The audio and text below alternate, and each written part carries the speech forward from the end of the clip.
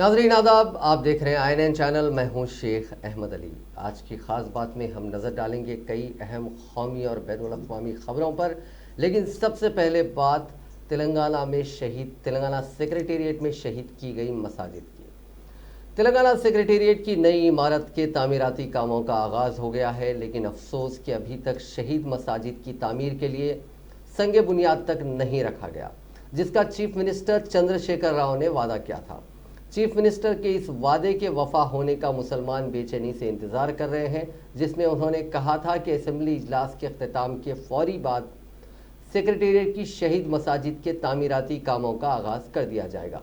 रियासत में जब उन मसाजिद की शहादत के खिलाफ आवाज़ बुलंद की गई और एहतजाज का इंतबाह दिया गया, तो हुकूमत ने फौरी हरकत में आते हुए सूरत हाल की नज़ाकत को महसूस करके अवाम के जज्बात को सर्द करने की खातिर एक बड़ा ऐलान कर दिया। हालांकि उस वक्त हुकूमत के खौल व फ़ैल में तजाद से वाकिफ़ कायदीन ने उनके बयान पर अदम इत्मीनान का इजहार किया था, लेकिन रियासत के अक़लियती वज़ीर और हुक्मरान जमात की अंधी तायद करने वाली जमातों ने यह तासुर देने की कोशिश की थी कि चीफ मिनिस्टर अपनी ज़बान के सच्चे और वादे के पक्के हैं, लेकिन अभी तक उन मसाजिद की तामीर का काम शुरू ही नहीं हुआ और चीफ मिनिस्टर की मुस्लिम दोस्ती का दम भरने वालों की जानिब से कोई बयान तक सामने नहीं आया। आइए अब उस वक्त के हालात का जायजा लेते हैं कि क्या हुआ और किन हालात में चीफ मिनिस्टर को ऐलान करना पड़ा। सेक्रेटेरिएट की नई इमारत की तामीर के लिए पुरानी इमारतों को मुनहदम करने के दौरान उन मसाजिद यानी 2 मसाजिद और एक मंदिर को मुनहदम कर दिया गया।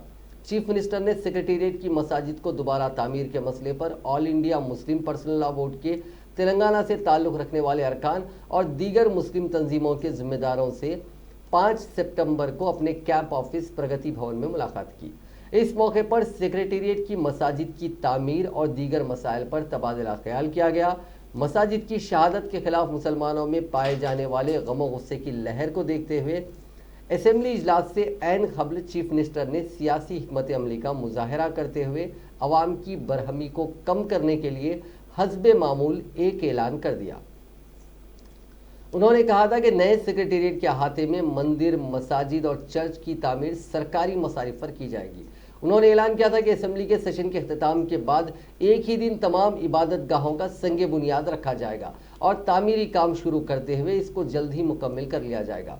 दोनों मसाजिद की तामीर उसी मकाम पर होगी और रियासत की गंगा जमनी तहजीब को बरकरार रखा जाएगा।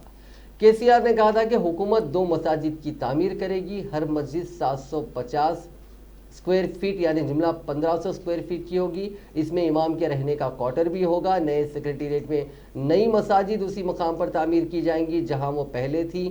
नई मसाजिद की तामीर का काम रियासती वक्फ बोर्ड के हवाले किया जाएगा। मंदिर की तामीर भी 1500 स्क्वायर फीट पर होगी और मंदिर की तामीर के बाद इसको एंडोमेंट डिपार्टमेंट के हवाले किया जाएगा। ईसाई तबके का ये मुतालबा था कि इस तबके के लिए नए सेक्रेटेरिएट में एक चर्च होना चाहिए। हुकूमत इस तबके के लिए एक चर्च भी तामीर करेगी। तेलंगाना रियासत तमाम मज़ाहिब का मसावी तौर पर एहतराम करती है, वो मजहबी रवादारी पर अमल करती है, इसीलिए तमाम मज़ाहिब के मानने वालों के लिए नए सेक्रेटेरिएट में इबादत गाहें तामीर की जाएंगी। ये सब बातें हम नहीं कह रहे हैं, ये खुद वज़ीर आला चंद्रशेखर राव ने बाज़ाब्ता असेंबली में कही थी। एक बार आपको दोबारा सुनाते हैं कि CM ने क्या कहा था। जहां पे मस्जिद थी उसको गिराने का या कुछ डैमेज करने का किसी का मंशा नहीं था। मैं साफ बता रहा हूं, वहां एक टेंपल भी था। इन चीजों को गिराना हमारा मंशा नहीं। मैं सबसे बड़ा भक्त हूं, भगवान को मानता हूं, ये दुनिया जानता है। एक भगवान को मानने वाला दूसरा भी मजहब का भगवान को मानता है, ये भी दुनिया जानता है। तो इसलिए जहां मस्जिद थे दोनों मस्जिद फिर वहीं बराबर बनेंगे, ये मैं आश्वासन देता हूं। वही नहीं, कुछ ज्यादा जमीन भी दे रहे हैं। दोनों मसाजिद के बीच में जो खाली जगह है वो भी वहां के इमाम साहब के लिए अलॉट करता हूं मैं और उसको वक्फ बोर्ड के हैंडओवर कर देता हूं और जल्द से जल्द वो मस्जिद फिर बनेंगे, इंशाअल्लाह से फर्स्ट क्लास बनेंगे। बाज़ाब्ता मैं आपको ये देता हूं और मंदिर भी बनेंगे। इस बीच में हमारे क्रिश्चियन भाई भी आए, सेक्रेटेरिएट है तो हमारे को बना के दो, हमारे लोग भी है, हम भी इबादत करते। मैंने कहा बिल्कुल भाई, क्रिश्चियन भाइयों के लिए एक चर्च बनेगा, एक मंदिर बनेगा और मसाजिद जो 2 थे हमारे 2 के 2 बनेंगे, बिना किसी शक के। इसमें कोई किसी को शक रखने की जरूरत नहीं।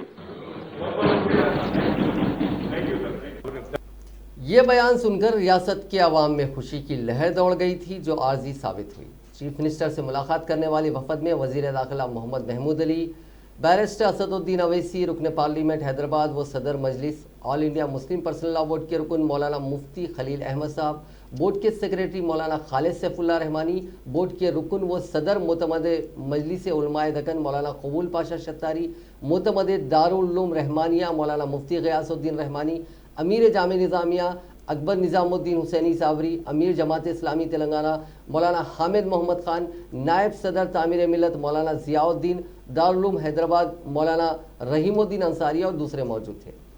चीफ मिनिस्टर ने इस ऐलान के जरिए सियासी हिकमत अमली से काम लेते हुए असेंबली इजलास में इस मामले को मौजूद बहस बनने से रोक दिया। उन्होंने असेंबली इजलास के आगाज से ऐन कबल प्रगति भवन में ये इजलास तलब किया था। उन्होंने इजलास में ये भी कहा था कि अक्टूबर के पहले या दूसरे हफ्ते में दोनों मसाजिद, चर्च और मंदिर का संग बुनियाद रखा जाएगा। असेंबली इजलास खत्म हो गया। अक्टूबर का पहला और दूसरा तीसरा हफ्ता तो क्या, अक्टूबर का पूरा महीना ही गुजर गया और अब नवंबर का भी पहला हफ्ता गुजर चुका है और दूसरा हफ्ता भी गुजरने के करीब है। लेकिन हुकूमत की जानिब से संग बुनियाद की तकारीब तो दूर की बात है, इस सिलसिले में कोई पहल तक नहीं की गई। हुकूमत को सेक्रेटेरिएट की इमारत की तामीर में दिलचस्पी है, लेकिन शहीद मसाजिद की तामीर के लिए शायद दिलचस्पी नहीं ली जा रही है। हुकूमत से कोई नई मसाजिद की तामीर का मुतालबा नहीं किया जा रहा है, बल्कि जो मसाजिद शहीद की गई उन मसाजिद को दोबारा तामीर का मुतालबा किया जा रहा है और हुकूमत सर्द मोहरी का मुजाहरा कर रही है। हुकूमत की तरजीहात का अंदाज़ा इस बात से होता है कि रियासती वजीर प्रशांत रेड्डी ने चीफ सेक्रेटरी सोमेश कुमार के साथ मिलकर सेक्रेटेरिएट की नई इमारत के कामों का मायना किया और इमारत का काम अंदरून 12 माह मुकम्मल कर लेने की हिदायत दी। लेकिन मसाजिद, मंदिर और चर्च के संग बुनियाद के ताल्लुक से कोई भी बात नहीं की गई। अवाम हुकूमत के इस मौक़िफ़ का गौर से जायज़ा ले रही है और वो चीफ मिनिस्टर की मुस्लिम दोस्ती के ज़बानी जमा खरज बयानात और हक़ाइक़ को देख रही है। मसाजिद की अदम तामीर पर एहतजाज का इंतबाह देने वालों की खामोशी पर भी सवाल उठाए जा रहे हैं।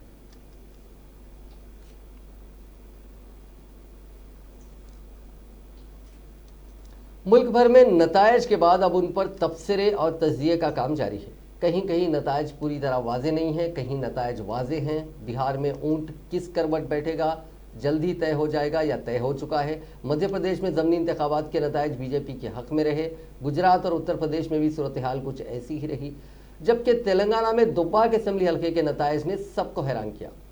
टीआरएस पार्टी के लिए यह गैर मुतवक्को झटका रहा। हुक्मरान जमात ने इस सीट पर कामयाबी के लिए अपनी पूरी ताकत लगा दी थी, लेकिन बीजेपी इस सीट पर कब्जा जमा चुकी है। ये बीजेपी के लिए भी एक हैरान कुन नतीजा ही रहा। कौमी सतह पर जो हुआ सो हुआ, इस पर कई तरह के तबसरे और तजज़िये किए जा रहे हैं, इस पर भी बात करेंगे। लेकिन पहले बात करते हैं तेलंगाना की। तेलंगाना में हुक्मरान जमात किसी भी तरह के इंतखाबात के लिए खुद को तैयार बताती आई है। इसके अलावा हुकूमत का ये दावा भी है कि रियासत की अक्सरियत उसके साथ है। इसी खुशगुमानी में दुब्बाक हल्के असेंबली को भी काफ़ी आसान सीट मान लिया गया था, लेकिन टीआरएस कायदी ने इस सीट को हासिल करने के लिए जद्दोजहद भी खूब की। इसके बावजूद ये हल्का पार्टी की नाक के नीचे से निकल गया। टीआरएस को अब यह परेशानी लाहक हो गई है कि कहीं इस नतीजे के असरात आइंदा लोकल बॉडी इंतखाबात पर ना पड़े। इंतखाबी मुहिम के दौरान दुब्बाक असेंबली हल्के के लिए ज़बरदस्त मुकाबला आराई की गई।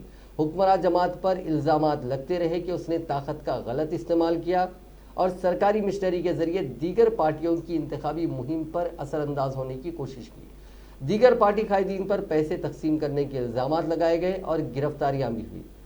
लेकिन सख्त मुकाबले के बाद हैरान कुन तौर पर बीजेपी को ये सीट हासिल हो गई। अवाम की अक्सरियत भी इसी गुमान में थी कि यह हल्का ज़रूर टीआरएस को ही हासिल होगा।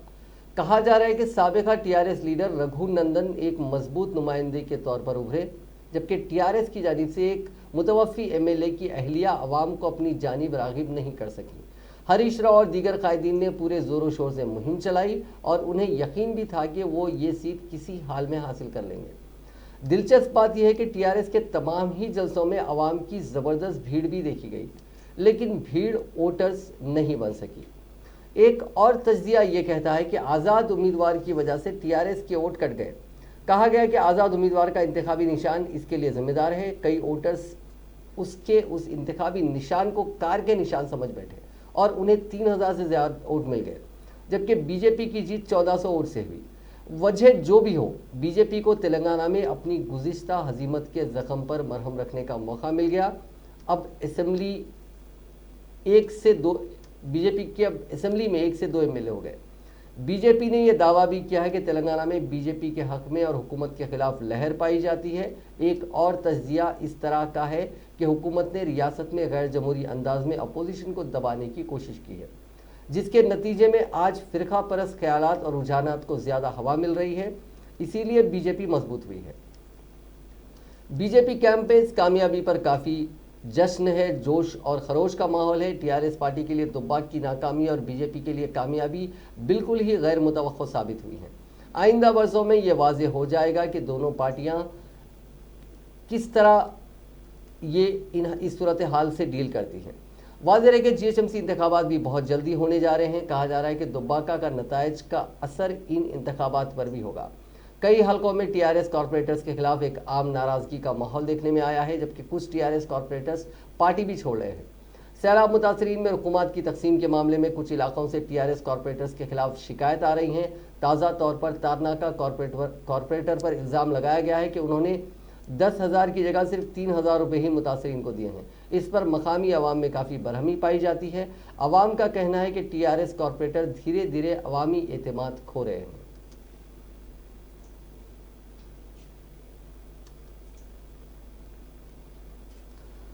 अब बात बिहार की। बिहार में एनडीए को 125 की अक्सरियत हासिल हो गई है। सबसे ज़्यादा फ़ायदा बीजेपी को हुआ, उसे 74 सीटें मिली हैं, यानी पिछली बार के मुकाबले 21 सीटें ज़्यादा। अब तक छोटे भाई का रोल निभा रही बीजेपी बड़े भाई के रोल में आ गई है। इधर नीतीश की सत्ता तो बच गई, लेकिन जेडीयू की 28 सीटें घटी और वो 43 सीटों पर आ गई। ख्यास लगाए जाने लगे थे कि सीटें घटने का असर नीतीश के रुतबे पर भी पड़ेगा। हालांकि चाशुम्बे को बीजेपी ने साफ कर दिया कि बिहार के सीएम तो नीतीश कुमार ही होंगे। सुशील मोदी ने कहा कि इसमें कोई भ्रम नहीं है, नीतीश सीएम होंगे। ये फैसला इंतखाबात से पहले ही लिया गया था और यही कायम रहेगा।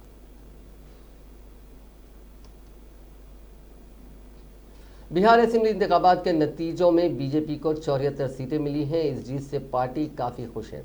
आज शाम दिल्ली के बीजेपी हेडक्वार्टर से वज़ीर-ए-आज़म नरेंद्र मोदी ने पार्टी वर्कर्स को खिताब किया। उन्होंने कहा कि इंतखाबात आते हैं, जीत हार होती है, कभी ये बैठेगा कभी वो बैठेगा, लेकिन ये मौत का खेल जमहूरियत में कभी नहीं चल सकता। सुधार हुए वो भी कोरोना काल में, ऐतिहासिक श्रम सुधार हुए वो भी कोरोना काल में, नई राष्ट्रीय शिक्षा नीति को लागू किया वो भी कोरोना काल में, स्पेस सेक्टर को सभी के लिए खोल दिया गया वो भी कोरोना काल में, देश के सभी गांवों को ब्रॉडबैंड से जोड़ने का अभियान शुरू हुआ वो भी कोरोना काल में, नेशनल डिजिटल हेल्थ मिशन शुरू हुआ वो भी कोरोना काल में, गांव की जमीन और घर के लिए प्रॉपर्टी कार्ड देने वाली स्कीम, स्वामित्व योजना, ये भी तो कोरोना काल में शुरू हुई। पिछले 7-8 महीने कोरोना की मुश्किलों के बावजूद हम भारत के लोग देश के लिए जी जान से जुटे रहे हैं, देश को आगे बढ़ाते रहे हैं। जीवन स्तर को सुधारने के लिए उम्र के हर पड़ाव को देखते हुए विशेष प्रयास कर रही है। इसलिए भाजपा पर ये साइलेंट वोटर्स हर बार अपना स्नेह दिखाती है, अपना आशीर्वाद देती है। मैं इस आशीर्वाद के लिए सभी माताओं, बहनों, बेटियों को आदरपूर्वक नमन करता हूं। साथियों, 21वीं सदी का भारत एक नए मिजाज का भारत है। न हमें आपदाएं रोक सकती हैं और न ही बड़ी बड़ी चुनौतियां। मैं एक नए भारत के उदय को देख रहा हूं, एक ऐसा भारत जो आत्मविश्वास से भरा। बिहार असेंबली इंतखाबात के नतीजे आ गए हैं। हमेशा छोटे भाई के रोल में रही बीजेपी इस बार बड़ा भाई बन गई है। हालांकि बीजेपी इस बार भी छोटे भाई ही रह जाती अगर खुद को मोदी का हनुमान बताने वाले चिराग पासवान एनडीए से अलग होकर इंतखाबात न लड़ते। चिराग की पार्टी लोक जनशक्ति पार्टी ने जेडीयू को जबरदस्त नुकसान पहुंचाया है, या इसे यूं कहें कि मोदी के हनुमान ने जेडीयू की सीटों को बढ़ने से रोक दिया। जिस तरह एलजेपी ने जेडीयू को नुकसान पहुंचाया, उसी तरह असदुद्दीन अवैसी की पार्टी एमआईएम ने महागठबंधन का गेम बिगाड़ा। इंतखाबात से पहले ही चिराग पासवान एनडीए से अलग हो गए थे। उन्होंने उन सभी सीटों पर अपने उम्मीदवार उतारने का ऐलान किया था जहां जेडीयू लड़ रही थी। ऐसा हुआ भी। जेडीयू और एलजेपी की तनातनी ने नुकसान पहुंचाया एनडीए को। एनडीए को 42 सीटों पर नुकसान हुआ। अभी एनडीए ने 125 सीटें जीती हैं। अगर ये 42 सीटें भी उसे मिलती तो एनडीए का स्कोर 167 हो जाता। एलजेपी की वजह से सबसे ज्यादा नुकसान किसी को झेलना पड़ा तो वो है जेडीयू। नीतीश कुमार की पार्टी को चिराग की पार्टी ने 36 सीटों पर नुकसान पहुंचाया। इन 36 सीटों पर जेडीयू की जितने वोटों से हार हुई है उससे ज्यादा वोट तो एलजेपी को मिल गए। इसको ऐसे समझे कि जमालपुर सीट पर कांग्रेस के अजय कुमार सिंह ने जेडीयू के शैलेश कुमार को 4,432 वोटों से हरा दिया, जबकि एलजेपी के दुर्गेश कुमार सिंह को 14,643 वोट मिले। इसी तरह शेखपुरा सीट पर आरजेडी के विजय कुमार ने जेडीयू के रणधीर कुमार सोनी को 6,116 वोटों से हराया। एलजेपी के इमाम गजाली को 14,486 वोट मिले। साफ है कि अगर ये वोट बनते नहीं और जेडीयू को मिलते तो उसे फायदा होता। एलजेपी ने एनडीए को 42 सीटों पर नुकसान पहुंचाया। इनमें से 36 सीटें जेडीयू की हैं, 4 सीटें वीआईपी और 1 सीट पर बीजेपी और हमको भी नुकसान पहुंचा है। भागलपुर सीट पर बीजेपी थी और यहां एलजेपी ने भी अपना उम्मीदवार उतारा। इस सीट पर बीजेपी के रोहित पांड्या कांग्रेस के अजीत शर्मा से महज 1,113 वोटों से हारे। यहां एलजेपी के राजेश वर्मा को 20,523 वोट मिले। वीआईपी सरबराह मुकेश सहनी की हार की वजह भी एलजेपी रही। मुकेश सहनी सिमरी बख्तियारपुर सीट से खड़े हुए थे। वो आरजेडी के यूसुफ सलाउद्दीन से 1,759 वोटों से हार गए, जबकि एलजेपी के संजय सिंह को 6,962 वोट मिले। अगर ये वोट बढ़ते नहीं तो शायद मुकेश सहनी जीत जाते। असदुद्दीन अवैसी की एमआईएम पार्टी ने इन इंतखाबात में 20 सीटों पर उम्मीदवार उतारे। इनमें से 5 सीटों यानी कोचाधामन, बहादुरगंज, जोकीहाट, आमौर और बायसी पर उनकी पार्टी जीती। पिछली बार कोचाधामन और जोकीहाट में जेडीयू, बहादुरगंज और आमौर में कांग्रेस और बायसी में आरजेडी जीती थी। पिछली बार जेडीयू भी महागठबंधन का हिस्सा थी, तो कह सकते हैं कि तब ये सभी 5 सीटें महागठबंधन के पास थी। इसके अलावा रानीगंज सीट पर महागठबंधन के उम्मीदवार की हार का फर्क सिर्फ 2,304 था, जबकि यहाँ एमआईएम को 2,412 वोट मिले। कुल मिलाकर एमआईएम ने महागठबंधन को 6 सीटों का नुकसान पहुंचाया। अगर ये 6 सीटें महागठबंधन के पास आ जाती तो उसके पास 115 सीटें हो सकती थी।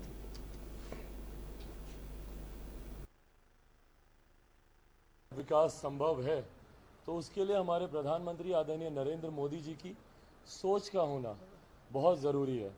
लोक जनशक्ति पार्टी भी निरंतरता में शुरू से लेकर बिहार इंतखाबात में मजमूई तौर पर 19 मुस्लिम उम्मीदवारों ने कामयाबी हासिल की है और ये तादाद गुज़िश्ता 2015 के इंतखाबात के मुकाबले में 5 कम है। इस मरतबा एमआईएम के 5 उम्मीदवारों ने कामयाबी हासिल की है, लेकिन सबसे ज़्यादा मुस्लिम उम्मीदवार आरजेडी से कामयाब हुए हैं। गौरतलब है कि एनडीए में बीजेपी की हलीफ जमात जेडीयू का कोई भी मुस्लिम उम्मीदवार कामयाब नहीं हो पाया है। इस बार आरजेडी से सबसे ज़्यादा मुस्लिम उम्मीदवार कामयाब हुए हैं। आरजेडी से ताल्लुक़ रखने वाले 8 उम्मीदवारों ने कामयाबी हासिल की है, जबकि एमआईएम से 5 उम्मीदवारों ने कामयाबी हासिल की। इसके अलावा सीपीआईएम एमएल और मायावती की बहुजन समाज पार्टी से एक उम्मीदवार कामयाब हुआ है। जेडीयू ने जुमला 11 मुस्लिम उम्मीदवारों को टिकट दिया था, लेकिन उनमें से कोई भी उम्मीदवार कामयाबी हासिल नहीं कर सका।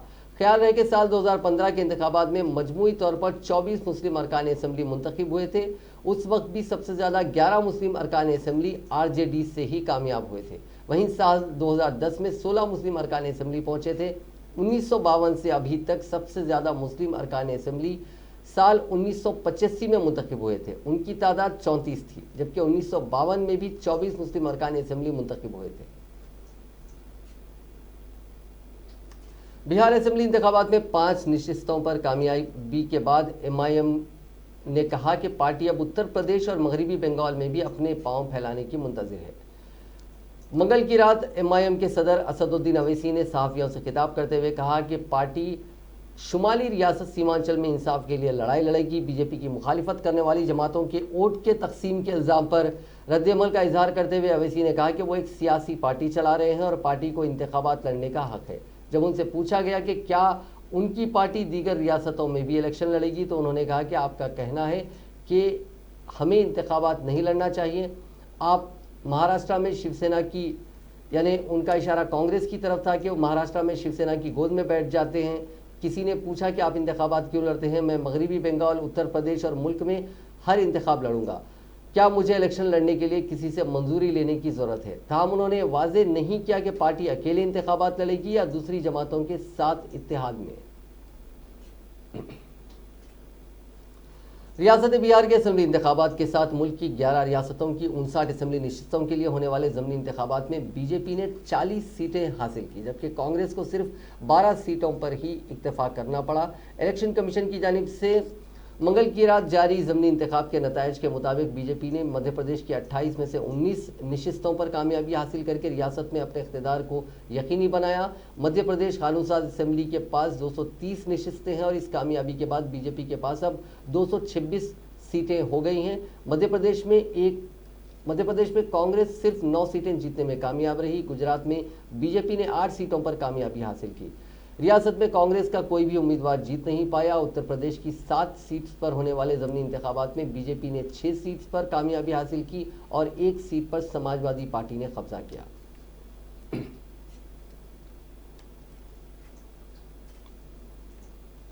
मई 2014 में जब नरेंद्र मोदी वजीर आजम बने और उसके बाद जब एक के बाद एक रियासतों में बीजेपी या उसके हलीफ जमातों की सरकारें बनती जा रही थी, तब उनका कंपैरिजन, उनका तकाबुल साबिक वजीर आजम इंदिरा गांधी से किया गया था। दिसंबर 2017 में जब बीजेपी गुजरात और हिमाचल में जीती तो वजीर आजम मोदी ने पार्लियामेंट्री पार्टी के इजलास में बड़े फख्र से कहा था कि इंदिरा गांधी जब सत्ता में थी तो कांग्रेस की सरकार 18 रियासतों में थी, हालांकि उस वक्त कांग्रेस 17 रियासतों में थी, लेकिन जब हम सत्ता में हैं तो हमारी सरकारें 19 रियासतों में हैं।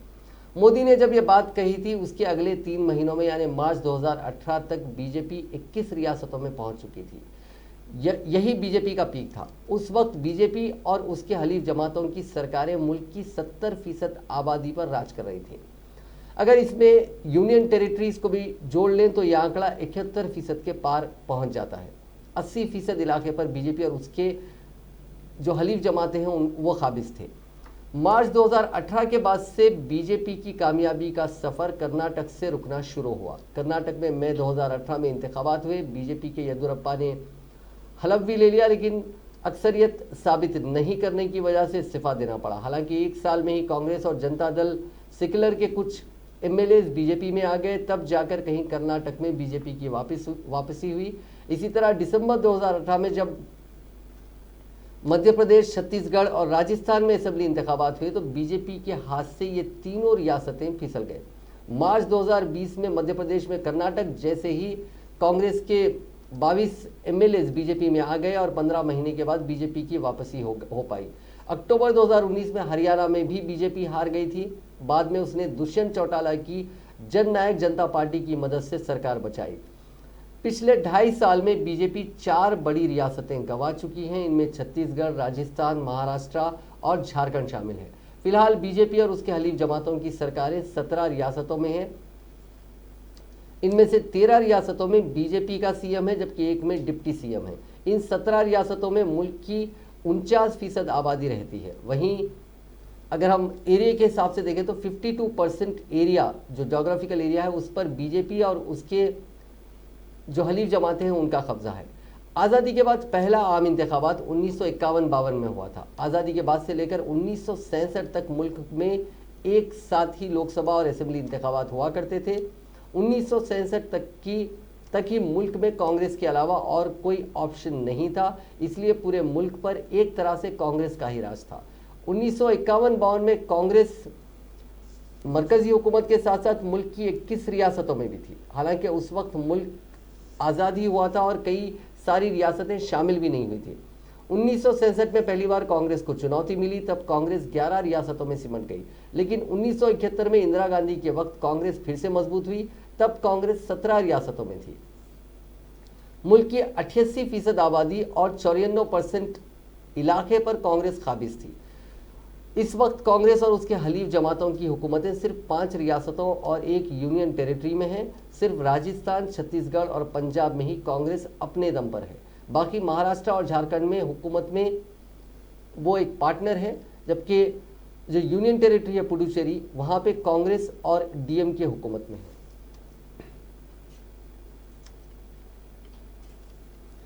मशरकी लद्दाख में हिंदुस्तान और चीन के दरमियान जारी सरहदी तनाज़ा दिवाली से पहले हल हो सकता है। एक रिपोर्ट के मुताबिक हिंदुस्तान और चीन में लद्दाख के तनाज़े वाली जगहों से अफवाज हटाने यानी डिसएंगेजमेंट को लेकर इत्तेफाक राय कायम हो गया है। इसके तहत दोनों ममालिक की अफवाज अप्रैल मई वाली अपनी पुरानी सूरत हाल पर लौट जाएंगी। इस सिलसिले में 6 नवंबर को चौशोल में कॉर्पस कमांडर लेवल की 8वें दौर की बातचीत में तबादला ख्याल किया गया था। हालांकि इस मामले पर अभी तक हिंदुस्तानी हुकूमत या हिंदुस्तानी फौज की तरफ से कोई ऑफिशियल बयान नहीं दिया गया। चीन की तरफ से भी कोई बयान नहीं आया। दरअसल लद्दाख के चौशोल में 6 नवंबर को हिंदुस्तान और चीन की अफवाज के दरमियान 8वें राउंड की बातचीत हुई थी, जिसमें 3 फेजेस के मंसूबों से दोनों ममालिक ने इत्तेफाक जाहिर किया था। पहले मरहले में पेंगोंग झील इलाके को पहले हफ्ते में खाली कर दिया जाएगा, टैंक और फौजियों को वापस भेजा जाएगा। दूसरे फेज में दोनों अफवाज पेंगोंग इलाके के पास से हर रोज अपने 30% जवानों को हटाएंगे।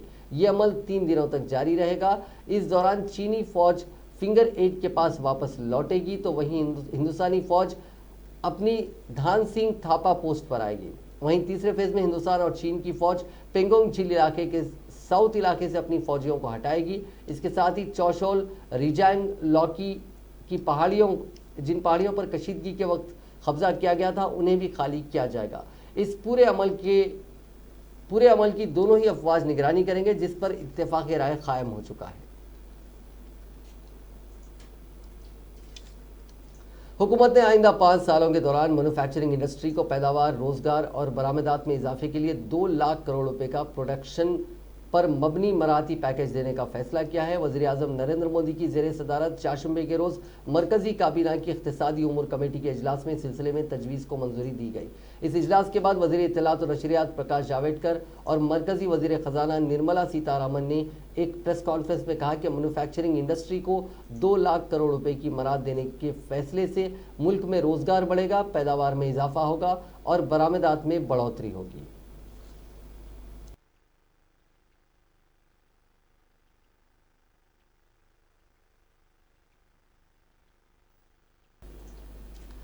अब बात करते हैं कोरोना वायरस की। दुनिया में कोरोना मरीजों का आंकड़ा आज 5 करोड़ 20 लाख के करीब पहुंच गया है। 3 करोड़ 65 लाख से ज़्यादा लोग ठीक हो चुके हैं। अब तक 12 लाख 82 हज़ार से ज़्यादा लोग जान गंवा चुके हैं। इसी बीच जॉन हॉपकिंस यूनिवर्सिटी के मुताबिक अमेरिका में लगातार 7वें दिन 1 लाख से ज़्यादा मुतासरीन सामने आए हैं। अमेरिका में मुतासरीन का आंकड़ा 1 करोड़ से ज़्यादा पहले ही पार हो चुका है। हिंदुस्तान में कोरोना वायरस से सेहतयाब होने वालों की तादाद में मुसलसल इजाफे की वजह से एक्टिव केसेस तेजी से कम हो रहे हैं और अब उनकी तादाद 5 लाख से कम हो गई है, जो गुज़िश्ता सितंबर में 10 लाख से ज़्यादा थी। 106 दिन यानी तकरीबन 4 महीने बाद मुल्क में कोरोना के एक्टिव केसेस की तादाद 5 लाख से कम दर्ज की गई है। मुल्क की बेशतर रियासतों में जहां कोरोना इन्फेक्शन के मामलात में मुसलसल कमी आ रही है, वहीं दिल्ली और केरला में इनमें इजाफा बाइस तशवीश है। तेलंगाना में कोविड-19 के मुस्बित मामलात में इजाफा जारी है, क्योंककि रियासत में 1196 नए मामलात दर्ज किए गए हैं, जिसके बाद रियासत में मामलात की तादाद बढ़कर 2,53,065 हो गई है। रियासत में बहज़त मजमूई अमवात की तादाद बढ़कर 1,390 हो गई है, क्योंकि गुज़िश्ता 24 घंटों के दौरान मजीद 5 अमवात हुई हैं। महकमे सेहत की जानिब से जारी करदा आदाद-ओ-शुमार के मुताबिक पिछले 24 घंटों की अगर हम बात करें तो उसमें 192 नए मामला जीएचएमसी के हुदूद में दर्ज किए गए हैं।